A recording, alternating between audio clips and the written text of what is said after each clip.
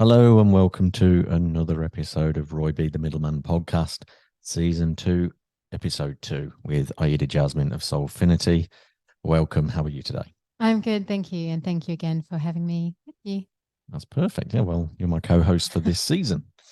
Indeed. And we're And in going to, life. yeah, that's it. Yeah, co-host in life. And we're going to continue the topic of conscious relationships.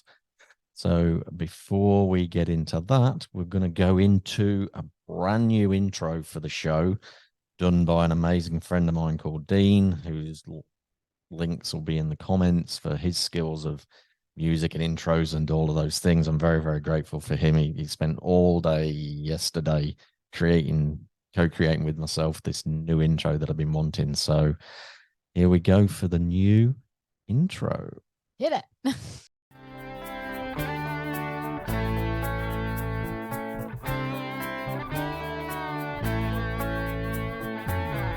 Conjuring the middleman,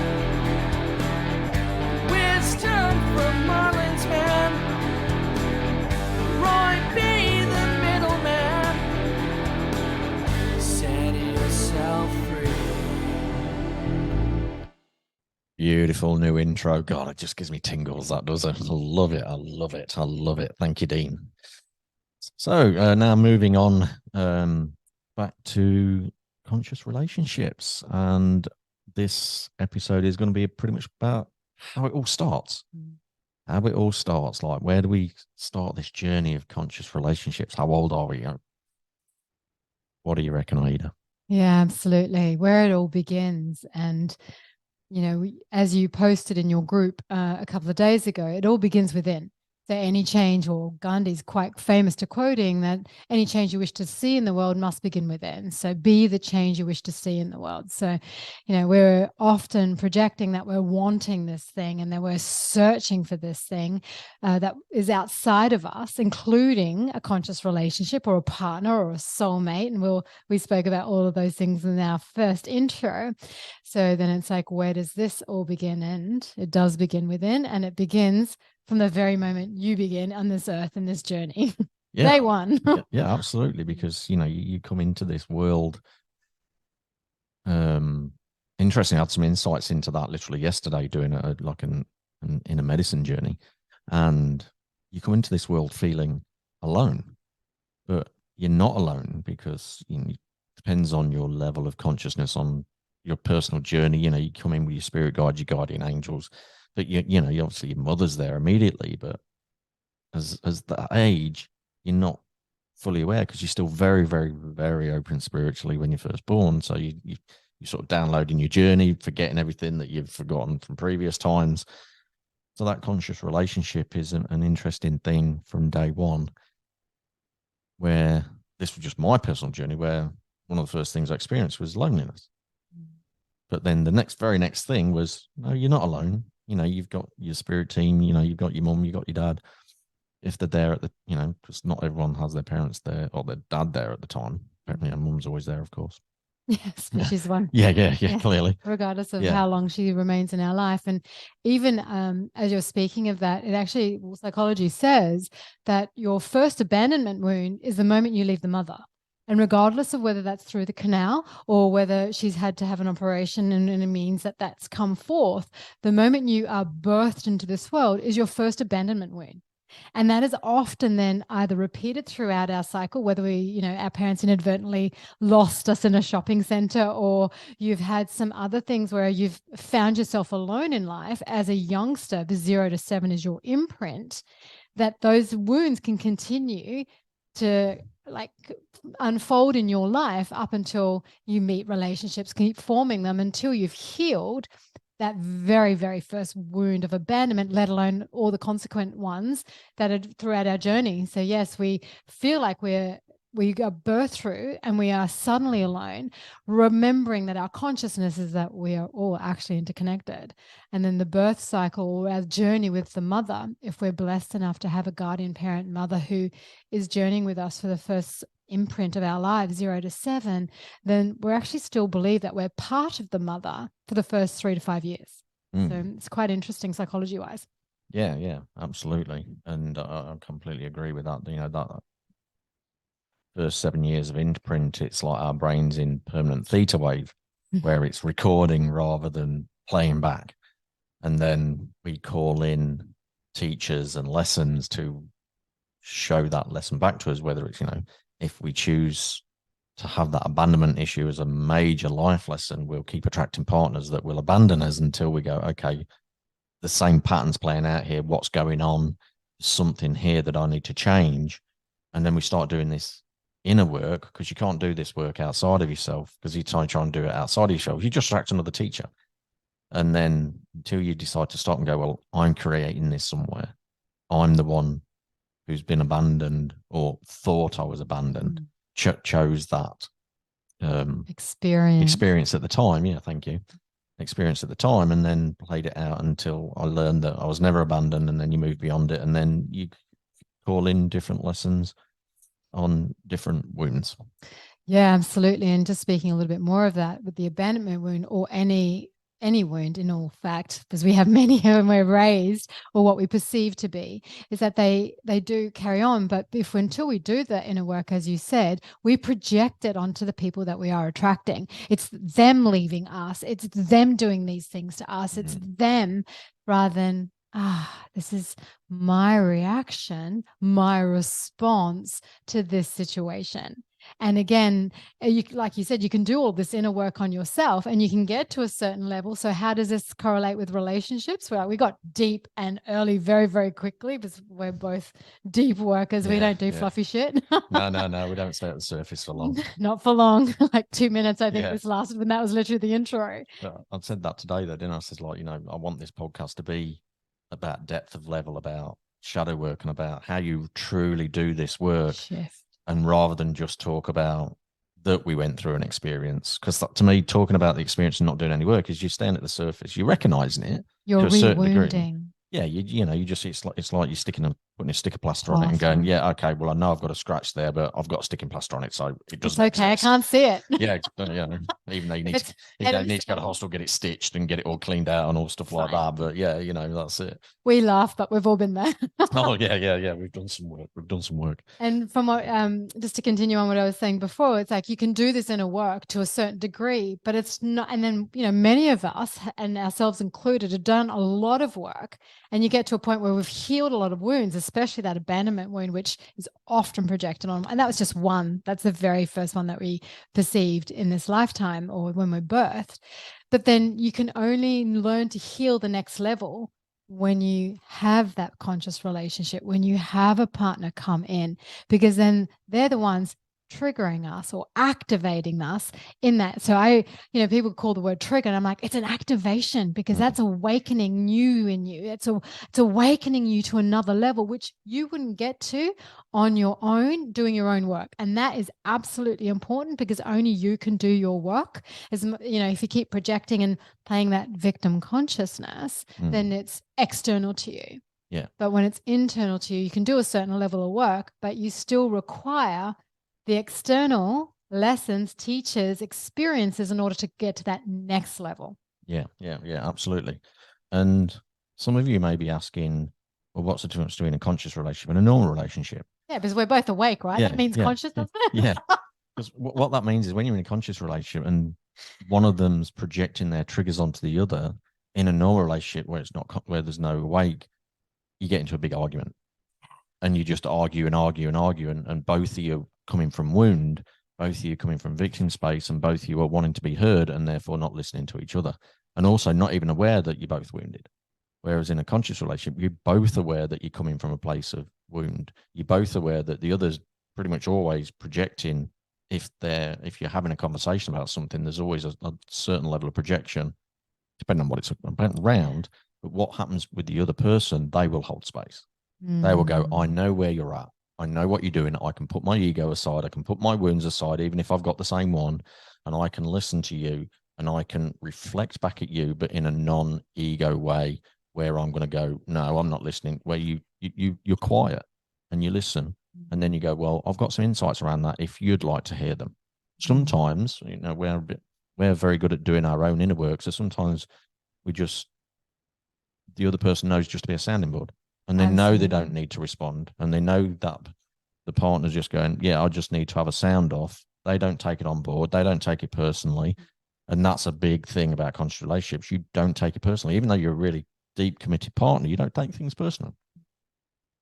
Not on those deep things, because you understand the person's going, well, they're about to release an old layer. I'd love for them to release that. I don't need to own the energy of it. I don't need to shift it for them or transmute the energy for them. They'll do it themselves.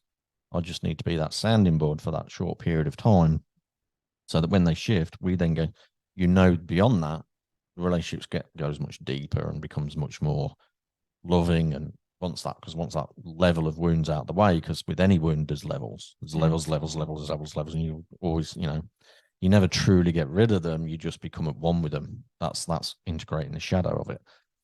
And then beyond it, there's going to be more beautiful, yummy things. And that's where you allow the partner to go through that. And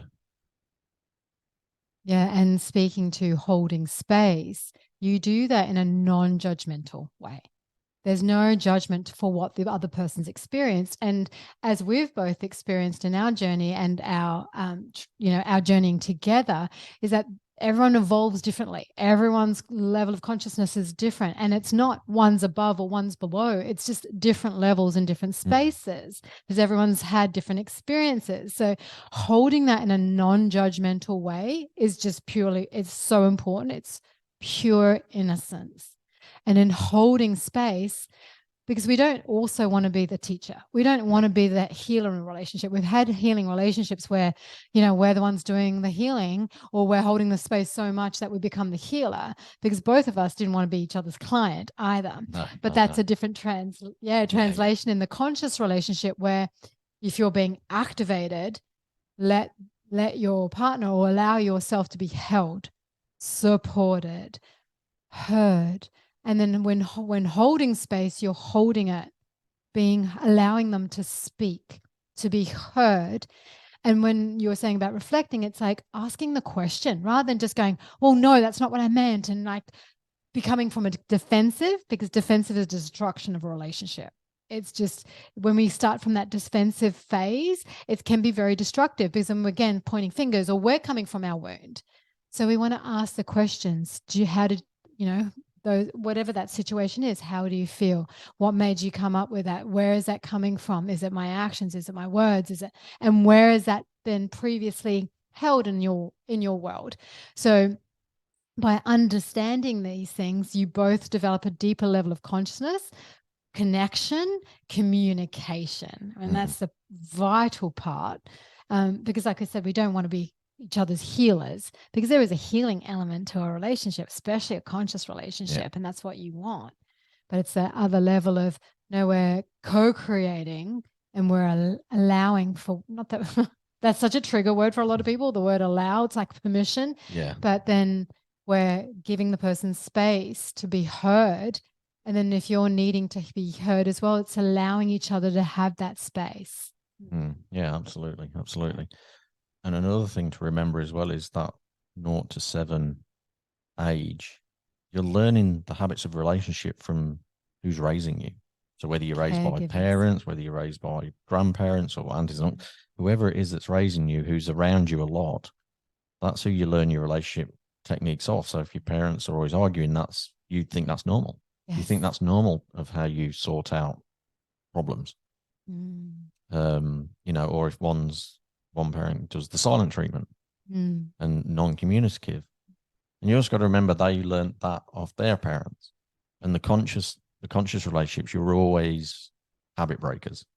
You're always there to bring in a new level. So basically you have to take on board that habit and then learn new habit. Learn to shift it, learn to transmute it, and learn to realize that that's not the way it's done. And there's something inside you that tells you that along the way. There's something deep inside that just grows. It's like you're born with a seed of consciousness around, well, I'm here to change old paradigms. I'm here to change how things were done. So, with my son who's just turned 18, a few months ago, I was doing my best to teach him in such a way that he didn't learn my habits along the way. because I mean, not that my parents were argumentative, they really weren't. They, they were a very loving couple, and my mum used to nag my dad a bit, but which is true, yeah, that's Yeah, so that was their that age. that was their, Yeah, there was of the, that's their they level were of both born consciousness. just before the Second World War, so there was kind of that generation, but they was happy. They parted by death till us part. That's how they parted, and I only witnessed maybe two, maybe three really big arguments while I was being raised. Didn't mean to say that I didn't learn bad habits. There was still things to learn in regards to being more conscious, because the consciousness level when my parents were growing up was very, very different to the energy of the planet now, where this 5D golden energy is at play, and all paradigms and all habits and all things are being up leveled and the vibrations being raised. So it's making things very, very different. We're all becoming more lighter, which means less dense energy, which means less argumentative relationships. Because where there's so much information is more readily available. And I feel, and that's the other thing you were saying about our patterning and our imprint, that we don't want to label. Like that's again, like it's such a behavior that is so detrimental to a relationship. And I am using those words quite consciously, because when we label, oh, that's just men do that, women just nag, men don't do the toll, they don't, like, you have to nag them. There was this whole era through the 70s that is all about teaching your wife to be good, teaching her to cook and clean, and wife belongs in the kitchen, and there was an era where the masculine would go out and work and the wife would look after the children. And I believe that for a certain dynamic, that was the masculine and feminine polarities of that time. But then women wanted a bit more voice because there was a suppression of the feminine. But then that's a suppression of the feminine within us too. So those labels of masculine, feminine, the toxicity of both, and I'm calling that out in both because we're very good at pointing again externally to us. It's the toxic masculine and it's the empowered feminine. It's like, when we start to label that's that generation, or that's the feminine, or that's the masculine, it's starting to create divide. And then that again is from our 0 to 7 imprint, because we're talking about where it all began. And that's that element of, and if you're born into this new era in starseed, it's still marrying that masculine and feminine energy within you, regardless of your gender and what you so wish to choose to become in this lifetime, and your story there unfolds. It's that harmony and intricacies of the polarity that we're really needing to harmonize within ourselves. Yeah. And conscious relationships, that's where it begins. It begins with that harmony within, the balancing out of your own divine masculine, your own divine feminine, of which we all contain, the yin and the yang, that shadow and light. Yeah. There's times where,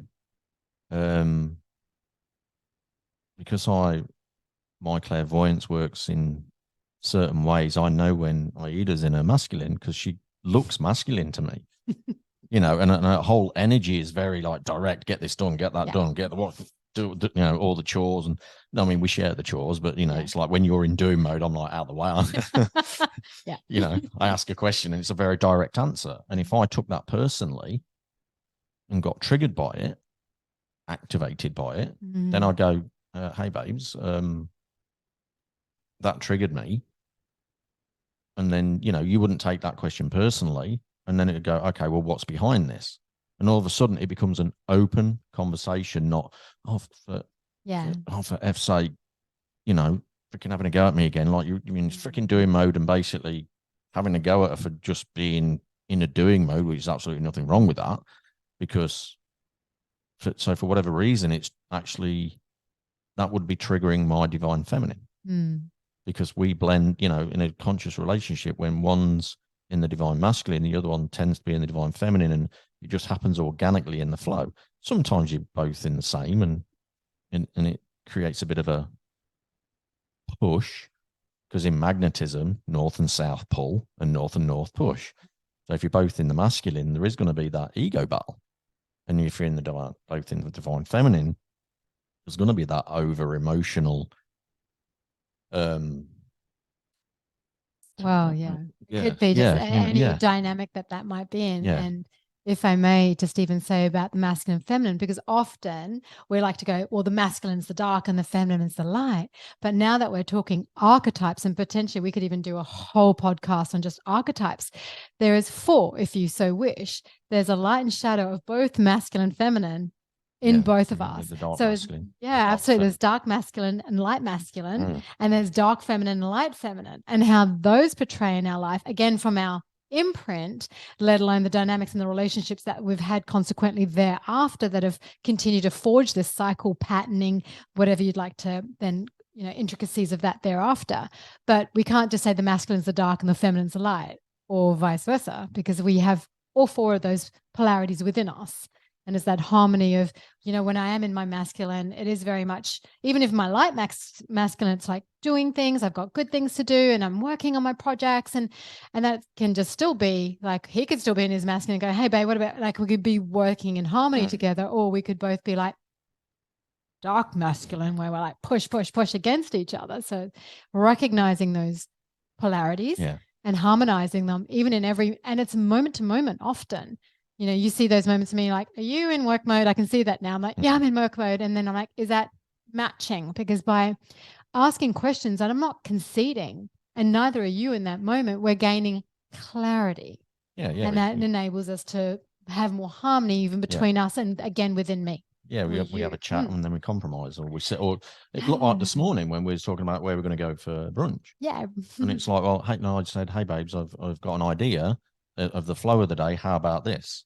So I wasn't forcing I wasn't going to go, right, we're doing it this way, which is dark masculine, where you don't get a choice. Yeah. It was like, oh, how about this? Yeah. And then I think you did put the I was doing went and put the washing. Went and put the washing on. Says, and it was communication of it saying, oh, I'm just doing the washing. And then halfway through you went, oh, I've got a different flow for the day, babes. I'll talk to you after I've done this. Yeah. And then you came down and then you said that, and I went, yeah, actually that sounds a better option. So, I was willing. I don't feel I conceded. I just felt that was a better flow than what I'd presented 10 minutes earlier. I think, and it's just because we were like flowing ideas. So rather than going, no, I don't want to do that. Or, oh yeah, okay, we can just do whatever you want, which, both partners can do, because we're not wanting to rock the boat, because that's not happened or not gone well in our favor last time, because it's either formed an argument or, if I don't eat, because we know that I'm the one that gets the hangries, then, feed her certain times, then I've got to feed her, and then I've got to feed her by 10 o'clock. Otherwise she's just like, the monster comes out, the dark feminine comes out, she needs food. That's a combination of dark feminine and dark masculine, I think. That's all dark, that is. The hangries. So, but we can laugh about that because we've discussed it and we've been open in the communication, and he's gone, baby, you need some food by now. I'm like, I didn't even notice because I've been in such flow. And that's up to me. Interesting enough, that's me being in my light masculine, because I'm supporting you, protecting you, and going, okay, you need food, because when you haven't got food, it's not it's detrimental to your energy, and it's detrimental then to our collective energy in our conscious relationships. So I'm like, right, it's up to, because you don't always recognize it, or you sometimes push through. So it's recognizing where you do things to your own detriment, not having a go at you for it, not doing that. Saying, babe, just like, hey, babe, right, we need to get you food. Yeah. And basically just caring for you. Absolutely. Because as you were saying, because we've come from, both Roy and I have been doing so much work on our own, and I was single for a long time before calling in the one, then I was used to just pushing on my own because I didn't have anyone else to consider. Like I thought I did all this other work. So me pushing through a boundary of me just needing to food or like hydrate or whatever it may have been, I can push through that boundary because I've had no one else to consider. But then now that I've got a partner considering me as well, and he's raising these things, I could either shut him down and just go, no, I'm fine. Or I've welcomed that in and gone, thank you for, absolutely. Thank you for bringing this to light to me, and how it's impacting a beloved, impacting others that may be coming across even in my day. So then I can reevaluate whether that's serving me, habits, versus not serving me, so that I can create a higher habit. Okay, cool. This is my point, my limit. This is where I'm going to need refueling or changing something into a higher habit that is not. So that does serve me rather than one that's not serving me. Yeah. So and it's also the strength of boundaries as well, because I'm not verbalizing it, but energetically or knowingly, I'm saying, I'm not here to own your angries, because you're You're an adult human being. You've got all the resources available to take food with you, to not put yourself in that position. So I remind you, if you choose not to, then you own it later. And that all gets unsaid in the background. So, and then if we can go into, when, if you do come back and you do go into that energy, I can say, hey, babes, you just need some food. you get some food. Hold on. Before you do anything, But doing it in that loving way. Like, rather than going, you're hungry again, are you? You got the hangries again. It's like, that nagging energy, Yeah. And it's just pointing it out rather than helping them create a different routine where it doesn't become a thing anymore. And that's the difference between, again, conscious relationships. You're always open to receiving feedback, to changing habits that are detrimental, and not taking it personally, going, well, actually, all I can do what I bloody like. And then that's the patterning that we were talking about from the 0 to 7 imprint that we've developed, because even that would have come from that imprint of not having like a scarcity mindset around food, or feeling like I needed to constantly eat, and then changing that paradigm to a completely opposite, where no, I can fast for longer because it's good for my body, and whatever that dynamic was for me personally on that energy. But then your relationships consequently thereafter, it's like, was that a clash? Was that a battle? Was that not a beautiful open relationship or conversation that was in that? So then Roy comes along and brings us to my light, and my level of awareness and consciousness is raised. You're raising it, and you're also, we're both coming at it at a space where I'm receiving it rather than coming back at the defensive behavior. So it's really important that we both have that share, and that would have potentially have been cycled through other relationships too, not having that awareness, because I've, another level again of consciousness, even if it is just reflecting on one, for example, at this experience. Yeah, that's just one example, which, and I hope you don't mind me sharing, you've had the challenges with food growing up. Yeah. That would sit behind that hangry habit. Yeah, absolutely. So yeah, I did have a scarcity around food growing up, and that was just how I was raised, or however.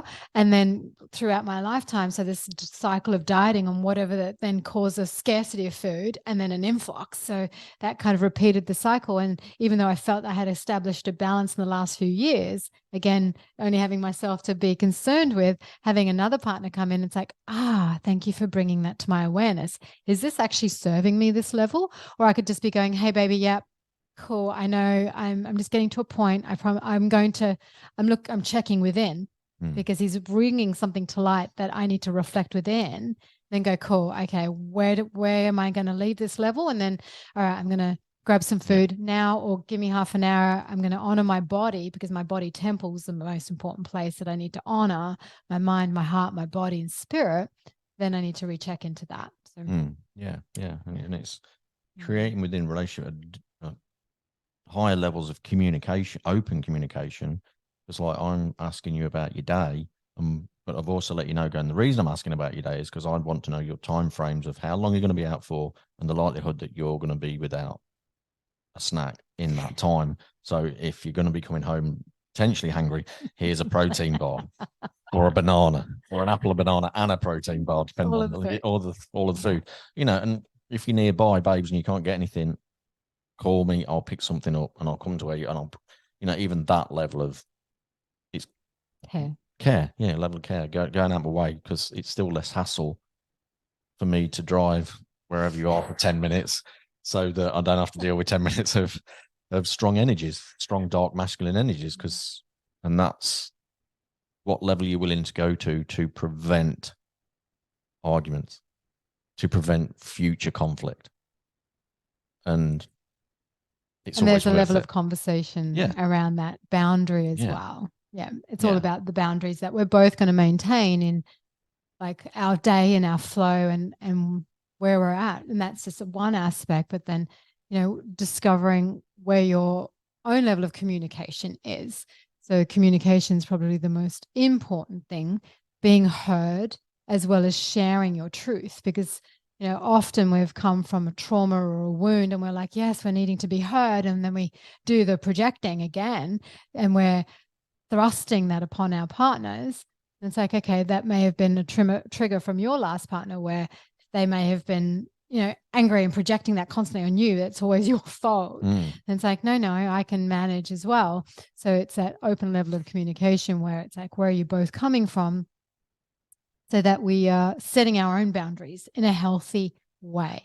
Yeah. And that 0 to 7, everything's our fault, but we don't like using the word fault. We chose a path. We chose the habits to learn. That's why we chose the parents we chose and the life that we chose, so that when you awake and start breaking these habits, you've got to go through them. You've got to understand what they cause and what they destroy or what they create, because we learn positive habits as well, of course. We learn both sides of that coin, and some you keep, like I was raised where it's like, no, you're not sick. You got a cold, go to school. You don't get sick, and I've been healthy my whole life. I don't get sick. For me, that's a positive habit. I'm never ill.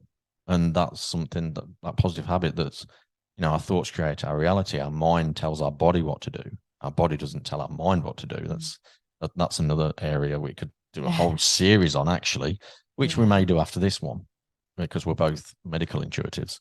And so we understand on that side of things as well. So this positive habit has given me a strong body, and I'm very, very grateful for that. And it's something that, you've got a strong body as well. But if you didn't, I could teach you that habit, just as you could teach me things.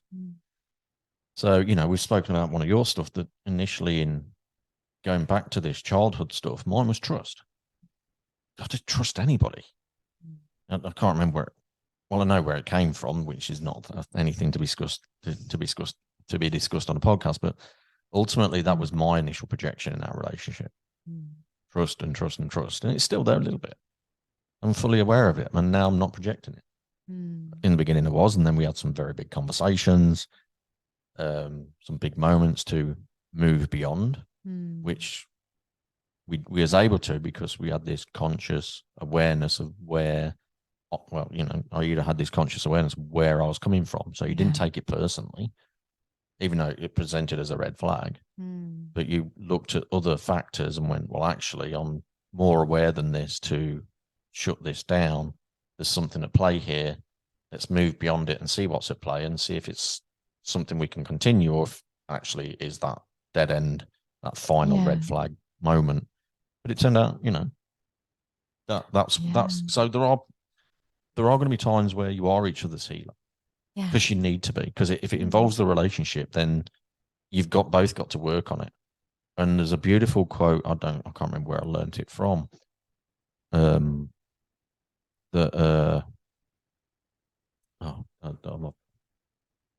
mind track's just gone. My mind just went utterly blank. Yep. Well, while you're, let me speak to that trust, because then this is my reflection and my level of consciousness and my experience in what that was when we were journeying through that. It did present as a red flag. And often we're like, let's, when we're not coming from a conscious relationship or consciousness, we're like, oh, red flags. Oh, I'm just going to avoid those and just pretend they don't exist. Or we're like, oh, we kind of tell ourselves a story so I really wanted to speak to that, where I was very aware of it and I raised it and I said, this to me is a red flag. What was occurring and what was showing up. So we spoke at it, because it's like, if this is a pattern that continues, then there's no further growth. But if we can both come from it from a conscious level, I'm not saying not every red flag is something that you can kind of pretend it doesn't exist. There's a difference between pretending something doesn't exist and addressing it, recognizing the pattern, recognizing the origin, and if it is something that can be dynamically worked through. Because I don't want to say get over it, because that's just another BS thing that we're taught as a children. Just get over it, or just move on or move through it. It's like, we worked on this thing. What was the trigger? Where was the underlining thing? And is it a pattern that continues? Because we had some beautiful, open, deepening conversations around that. And what it did was actually forge us closer together. Yeah. And even though trust for me is a great thing, trust, love, respect are part of my hierarchy of values, then I attracted a partner who was going to up level that for me. So I knew my hierarchy of values of calling in my life partner. And then that was all being like questioned, if you want, or the universe is going, okay, you want trust, love, respect. Let us show you the levels that this could be in. And I feel for us, it has truly deepened our level of trust for ourselves first and foremost, then each other. Yeah. And of course, spirit always. So yeah, and that'll be a future episode about what comes in when you first get together with the one, or we like to use the term the one. We'll also talk about twin flames, soul flames, false flames, soulmates. Yeah. There's all these things that in general are very misunderstood. So might actually do that the next episode, actually talk about all those differences on soul flames and twin flames and false flames and soulmates and get into the archetypes as well. So there's a bit of a heads up for the next episode, which should probably be in a couple of weeks or maybe sooner. We don't know. We ain't got a schedule. We just go with the flow. Yes. When we've got time. And but I'd like to keep them regular again. And so the future episode, again, I'll keep. Okay. Yeah, I'll just took myself off a completely different track there. But that's all right. This is where trust and this that is the where flow's meant to be this way. Absolutely, and this is where we support each other. So I'm like, that's okay, baby, and I can. And this is the same with chores around the house. I'll pick up where you left off, and you can pick up where I left off. And this is the conscious relating. This is what it's all about. And it's like, no, that's okay, baby. And then not going, what's your problem? And then because that causes tension. And again, then that's just another dynamic of separation rather than bringing in together. So even in that beautiful dynamic, it's like, that's okay, my love. And I'll intuitively gain some insights and then continue on with the flow. So even though that's talking about that flow, it's still this beautiful life lesson. Whereas perhaps in the past, we've been triggered, responded, shut down, or even projected again, which is often a thing that happens when we're coming again from a trauma and not coming from a space of love, not coming from a space of compassion. And we're expecting that from others. But are we giving it to ourselves, and are we actually sharing that with others as well? Yeah, because when we talk about the work that we've done, it's removal of ego layers. 100%. You're never going to get rid of ego. People that want to get rid of their ego, you're not going to, because it has a purpose. But we give too much energy to ego sometimes. We take things personally when really our life isn't even personal for ourselves, and that's our own life. That's one of the great paradoxes of life, that nothing's ever personal, even though it's personal to us. And so, talking about even the simplest of things like daily chores around the house, it's about getting your ego out of the way, because, I can, and this is just my personal belief. And so, I was just saying, don't take it personally. Women are so much better at washing than men. They just seem to know how to get clothes cleaner. They've got this magic about them, and it's fascinating. But ultimately, seriously though, it's like, well, how do I learn how to do that? Well, I'll just ask Aida, and ask her how she does it. And that's me getting my ego out of the way. Okay, if you want me to do, then, you can ask me to put the washing on anytime you like. But if you want them as clean as you get them, you've got to show me how you do it. And it's me getting my ego out of the way and not going, well, I'll do it my way, and which is the dark masculine. Or me coming into my dark feminine going, I'll just do it anyway. Don't worry about it. Which is you then not accepting support. Or just trying to control. Or, again, cause divination. Yeah. And I can guarantee there's people listening that don't feel they've got a supportive partner, that when the partner's asked to do it, and this works both ways, so that's why I said partner, and then they go, well, I'll do it my way. No, you can't do it my way. I'll do it anyway. And then don't say that you're not supported when you're not allowing them to support you. In fact, you're not giving them that space to support you. And the other thing that I'd like to speak to with when you have that awareness and consciousness is that when you are asking your partner to do something, then let them do it. If you need it done in a certain time frame, then share that with them. Yeah. Don't just go take out the bins and they're like, yeah, cool. And then a week later, they're still sitting there. Just go, baby, can you please take out, or however you communicate with your partner, please take out the bins today. Or it's Tuesday today, bin day, can you please take out the bins? Then give him or them, her, doesn't matter who, the time and space to do that. Yeah. And then if you need to do, like, this is where the nagging comes in, because we have an expectation, and it's expectation that will break your own heart. But if we need an agreement, yeah, if I choose to then go, no, I'm okay doing the washing, I can't come from the toxic feminine or the dark feminine doing that. I can go, baby, I can do the washing. How about you do the cooking? Or how about you put it out when it's done because I've got to go to work, or whatever that might be. But giving your partner time to do it. And if they come in and go, oh, baby, did you take the bins out? Oh, no, I forgot. Cool. Well, you still have some time. Allowing them to complete that. Or, you know, for us, I think it was something as simple as making the bed one day. I came upstairs and the cover was thrown over the bed. And, you know, I just went, oh my God, thank you so much for making the bed. And you're like, oh, it's not how you like it done. And I know I didn't do it perfectly. I'm like, darling, thank you for making the bed. And yeah, it wasn't how I would potentially like to have done it or how I do it myself.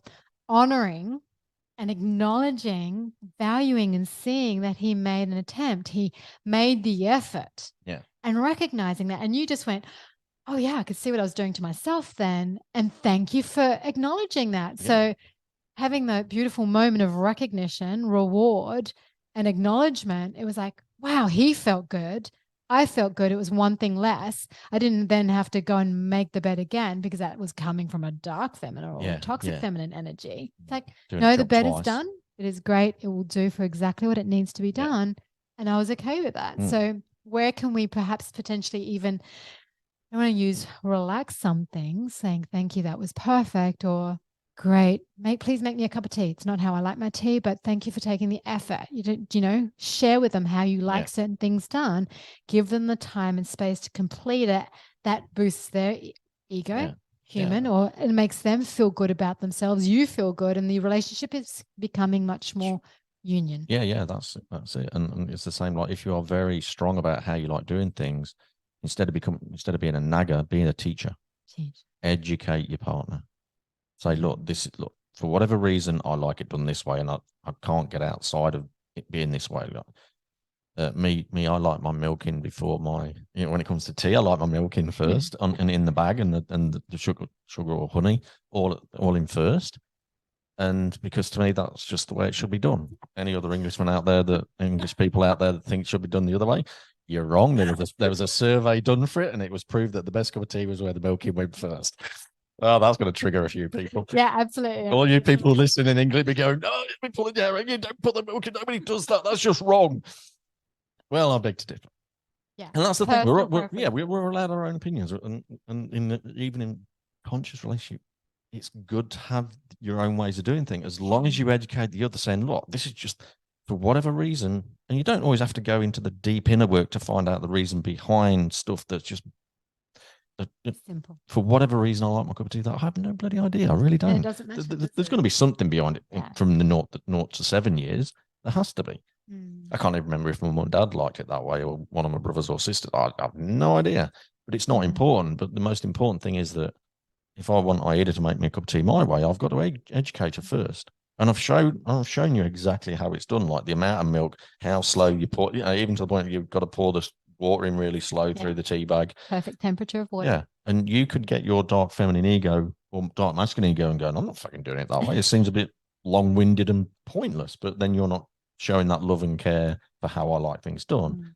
And because then if you can't do that with me, then you're going to create a situation where that energy starts to break down, and then we start to drift apart because you're not taking that little bit of care that ultimately takes 2 minutes to make a cup of tea. And it's interesting enough, like, it's the details that you do, the small things for your partner with care. It makes the easy things easier to do, because the big things is where you come together to do them together. I mean, we often find now we're actually doing the washing together, hanging the washing out together, cooking together, and there's no requests to help. It just flows that way. And all this conscience, and this is all born out of, we knew what we were born into. We've got a lot of ego out of the way, replaced it with intuition and flow and conscious care for ourselves, because that's where it started. Conscious care for ourselves. It's like we didn't like how we were treating ourselves. We didn't like what we were creating in the outer reality, what we were attracting. And we were lucky enough to be aware to see these things happening and go, well, I can change this. I have the power to change this. Conscious relationships, you have the power to change it in any given day. And by lucky, he means we did the work. right? Because lucky, overnight success people are lucky. It's like because they've done the work that you just don't see in the background. And that's what we've did. And when you were speaking to how things like to be done, then we could request and we can educate. However, you can't expect a fish to climb a tree. So you're respecting your own boundaries and not trying to force the way or your way across to someone. If that's how he likes his tea and I just can't make it that way, then he's grateful enough or he's okay to go, you know what, babe, that's okay. Or I keep trying. So there is a conscious conversation that is then had around that. But then I'm not going to try and I know there's plenty of women who can, and I've got a great girlfriend who's incredibly handy and can change a tire. And I'm like, that's just not my thing. I'm not even going to try and bother. And as much as he might like to educate me, which we actually haven't even had this conversation, but just for fun, it's like, it's just not my thing. There are great people who are really good at that sort of thing. I'll outsource that to somebody else. So, but if you're good and you're like, no, I'm happy to do that thing, then it's like, okay, cool. Thank you, my love, for offering and doing that. It's that acknowledgement of where the boundaries are again. Yeah. And what we can personally achieve in our own self and then towards a relationship with the other. Yeah. Because again, it all begins within. Yeah. And it's acknowledging your weaknesses. Or weakness is probably not. Acknowledging where you're not skilled. Yeah. Because, technology is not your thing. Yeah. Where it's my thing. And I love doing that. And, setting up all the podcast stuff and helping you with your website and doing all the things when we're putting out posts and social media and things like that. And yeah, I'm happy to do all the editing and things like that, which is what I'll do after this show finishes. Again, just a little bit of editing, not much. I've streamlined it. And speaking of workshops, we actually have a workshop end of June, on the 25th of June, which it's called Calling in the One. So it's 4 hours? No, 6 hours. 9:30 till 4. Yes, 9:30 till 4. So it's a full day workshop on tips and practices and self-reflection and some really, really deep stuff that's going to truly help you understand yourself, get to know yourself, so you know who to call in, which, what the level of partner that you truly deserve. And so if you do live in the Gold Coast area, which is Australia, then the tickets are on Humanitix, and there's early bird offer at the moment until the 19th, I believe. And it's also on our Facebook group. So for any of you out there listening that actually follow us on social media, you can find the links there. It's an amazing workshop. We're already, it's only limited to 10 people, and we've only got 8. Was it 8? And I think we're in correspondence with someone else. Hasn't been out for 24 hours. No, it hasn't. No. And this is just the number of people that have actually approached us, asking us to do this podcast, asking us to do these workshops, not only because of the level of work that we did on our own first, but just how they've seen our relationship evolve so quickly in such a short period of time. It's because we're both so, and we keep banding this word conscious around, but we're so awake and we're up leveling every time, and we're not fluffy. Neither of us are fluffy, and we're not fluffing around doing this work either, and we're not spiritually bypassing either. No, and we're not scared to raise stuff with each other, knowing that you might trigger or activate each other, because we know that we've not had an argument yet, have we? No, we've had conversations that have not become heated. And we've had conversations where either one of us or both of us have put our boundaries up during that conversation. And that's the difference. There's no ego battles. That's the conscious relationship. That's how I see that conscious word playing out in our relationship, that there's no ego battles. That we both know that we can have a conversation, and knowing that it's not going to lead to heated and heightened argument or heightened words, loud words. Because we all know I've got a potty mouth, so there's going to be some of that just dropped into normal conversation. I'm a pom, the F-bomb, the C-bomb, it's part of our language. I don't use the word bollocks that much, though. It's just, he does actually. He just doesn't realise. Because it's just part of our language. But even that's a conversation, isn't it? Where, in the past, certain words or certain actions or certain behavior can trigger you, and it has triggered me in the past. And then I'm like, I have to reflect, is that actually him and what he's doing in this moment, that's triggering or activating me? Or is it a memory from my past? And the moment you go into that and you're like, actually, this has got nothing to do with him. And we already said everything's internal. It's always got to do with you. But there's a difference between what's being presented with you in this moment versus what's happened in the past. And then that is the golden clearing. And then we'll be talking and working through some of that deep work in our workshop too, because not only are you wanting to identify, it's doing that deep shadow work or uncovering what your blocks are to calling in the one, because we've spoken about certain cycles from 0 to 7 imprints. How do they show up in your life? What do they look like? What are those traits? Where's your self-love? Because I know that we already spoke about, maybe the next one could be about archetypes and the various levels of soulmate, twin flame, soul flame relationships that we call in. But then where does it all actually begin? Is that's deep self-worth, knowing what you're worth. But we all say that, yeah, I'm worth this. But then what are your actions? What are your cycles? And what are you doing to contribute towards that? Because energy attracts energy. And you, as you said, your words become your thoughts. Well, your thoughts become your words, and your words become your actions by the emotions that are driven. And it's the vibration that you attract, because vibration and frequency is how the universe corresponds, and the universe responds to us. So needing to know how to, okay, where are the kinks in our armor? Where are the kinks in our, where is our armor up? Where is our boundaries up? Where is our shield up? Thinking that we're wanting a certain thing. How is that showing up in our life? Where are our own barriers, boundaries, good and not good, or working for us and not working for us in our favor.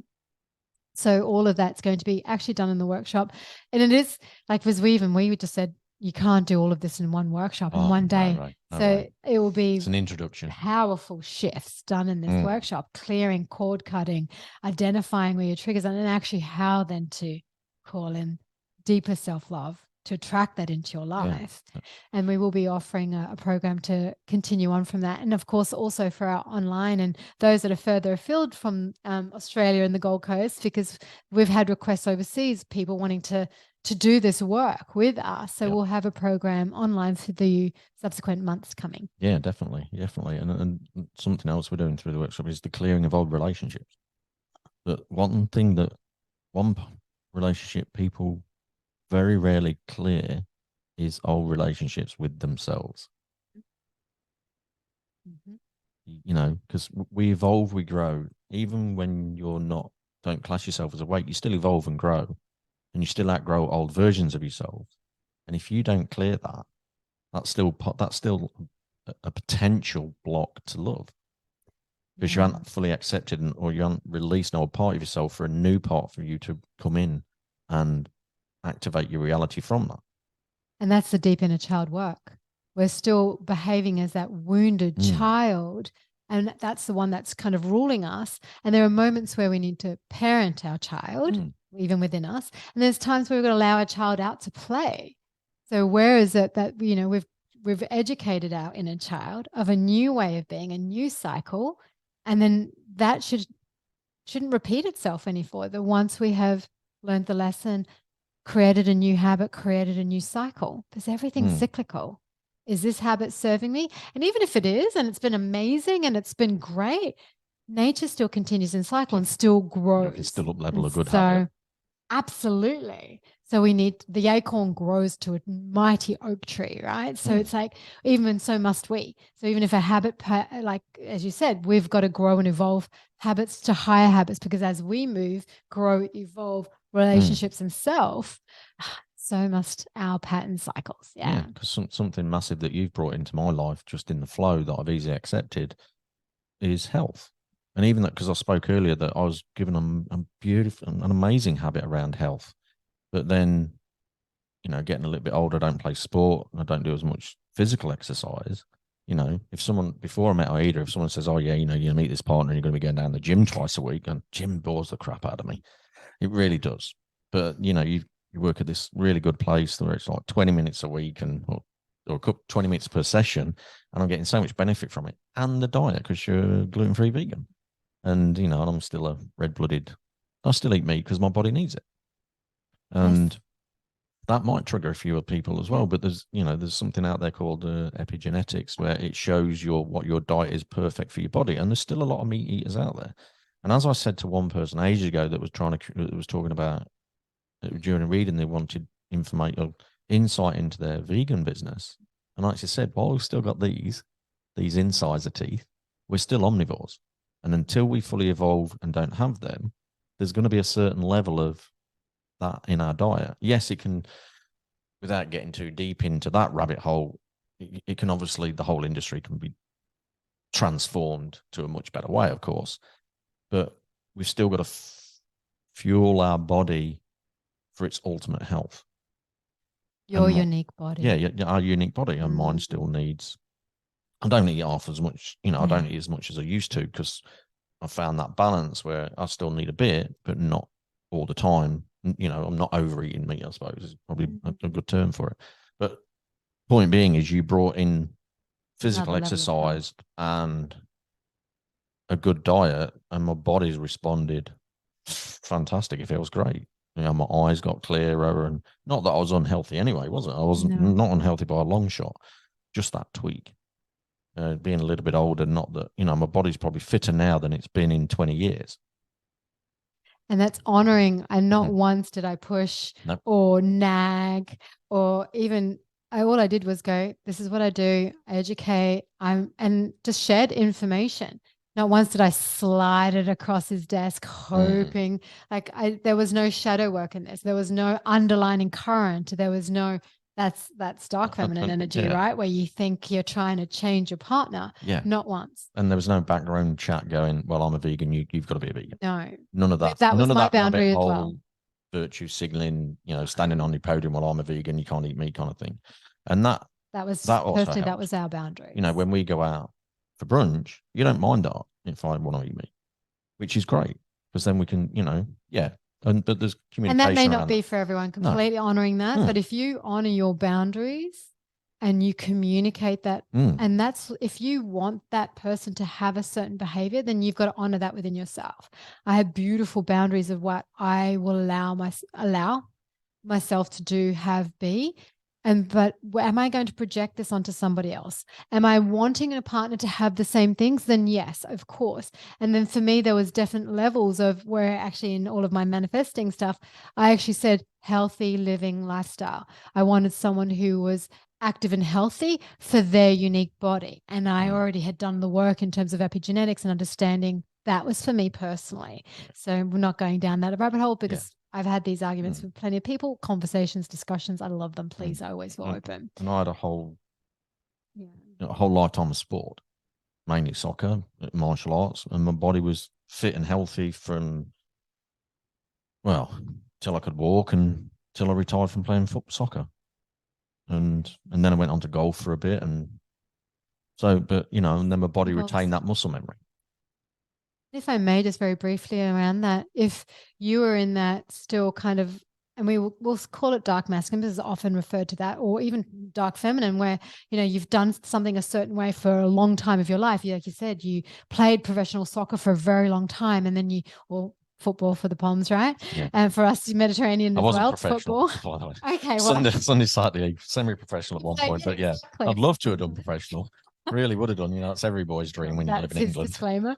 And so he played football for a very long time, and then he did martial arts for a very long time.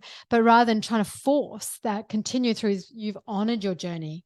Do you know what I mean? And that can be often where we push beyond and we push the boundaries of our own bodies. And there's definitely, epigenetics has told us that, our mind does work with our body a lot. We're going a little bit off track in terms of conscious relating, but this is the conscious relationship that you have with your birth. Absolutely. Looking after yourself, like being conscious with yourself. Me personally, I never pushed through injuries. If I got injured, I rested. I can remember one time I was playing football and I twisted my knee during a game, and immediately I went on crutches for a week. Took it all the weight off it. It meant I could play the following week. Because all teammates going, what are you doing back? You went, I saw you on crutches. I went, yeah. It meant that there was no weight on it for a few days. My body heals really quickly. And that's something I've always said. I've always believed system, positive. My body always heals quickly, and it does. And I recovered, and I was able to play again. Played football Saturdays and Sundays for about 27 years and had one bad injury in that time. Honoring your body, and then also morphing through those phases as you age, because this communication that you have with yourself is what you're going to then project to your partner. So how you communicate or how you educate or how you share that or project to a partner is what you will attract as well. So these are, even though we're saying it's pretty much our own journeys or how we are with sport, health, wealth, happiness is all within. And then often, again, it's all imprinted in that paradigm. And then the subsequent relationships you have thereafter, or the cycles and the patterns. Yeah, definitely. And then projecting that onto others or attracting that until you create a fire habit. Yeah. So that's where the conscious relationship starts within. And so if you're at a position where you are single or you want better relationships and the one you're currently in is not serving you, start looking within. Start looking, go and stand in front of a mirror and go, okay, what do I truly want? Who do I truly want to be so I can attract? Because I thought about this the other day. You're just a different version of me. At times, like honestly, I look at Aida sometimes. I'm like, geez, I'm just like that. Wow, I'm seeing myself like some of the dark masculine stuff. Like when you're in doing mode and you're laser focus. I'm like, yeah, I'm just like that. Wow. I've never seen that from that side of you before. And then I'm having a quiet moment to myself, just chuckling, going, wow. Now I know what people were talking about over those years. God, wow. Yeah. And like you said at the very beginning, like your divine partner, your soulmate, your twin flame, whatever you want to call it, your life partner will be your mirror.